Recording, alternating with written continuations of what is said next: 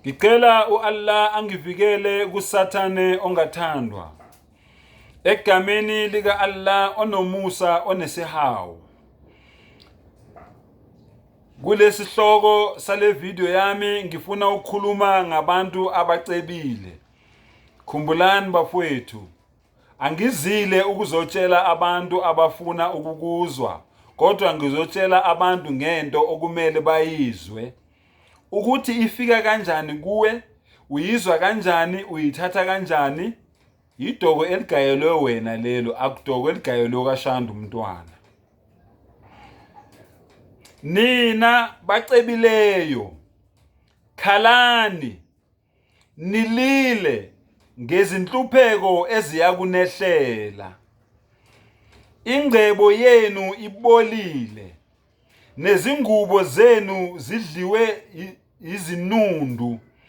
Igolide lenu nesiliva kugwalile, nokugwala kwakho kuyakuba ngufakazi ngakini. Kudle inyama yenu njengomlilo, niqongelele ingcebo ezinsukwini zokuphela. Bhekani umvuzo wezisebenzi ezavuna amasimu enu eniwugodlileyo, uyakukhala. Ngokukhala kwabavunileyo kungenile ezindlebeni zenkosi, uNkulunkulu umdali wezinto zonke. Nibusile emhlabeni natanasa, ninonisile izinhliziyo zenu ngosuku lokuhlaba. Nilahlile nabulala olungileyo, akamelani nani. Nilahlile nabulala olungileyo, akamelani nani. La kukhulunywa nomuntu ocebe ngendlela engemthetho. Uyazazi wena sicebi la ukhona ukuthi lo mcebo lo onawo uthole kanjani. Kwazi wena nonembeza wakho.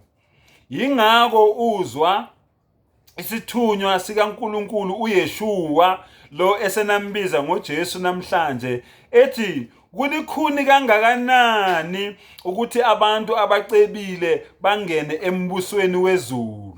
Bayongena embusweni wezulu ngelanga ikamela eliyophuma ngalo embotsheni yosungulo. Ngaze ngazwelana nabantu abacebile, kodwa bebecebe ngendlela engemthetho.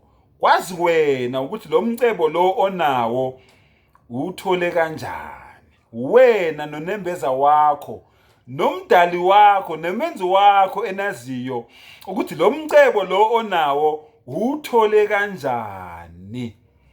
Sengathi umdali angavula inhliziyo zabantu, avule ingqondo zabantu nabasacabanga ukuyoceba ngendlela engemthetho.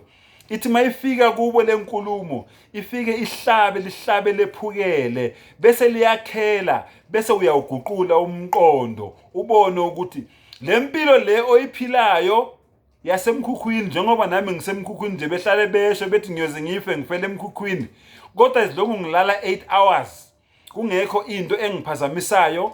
Kungekho ukuthi mangifika e-stop sign noma kuphi lapho engikhona ngifike ngiqalaza ukuthi akekho umuntu ongaqhamuka, azikho inkabe engibekelwe zona ukuthi sizongidubula, abekho abantu abangahlasela umndeni wami, ngikhululekile, ngiright, ngisemkhukhwini nginje. Wa akhiru da'wana anilhamdulillahi rabbil alamin.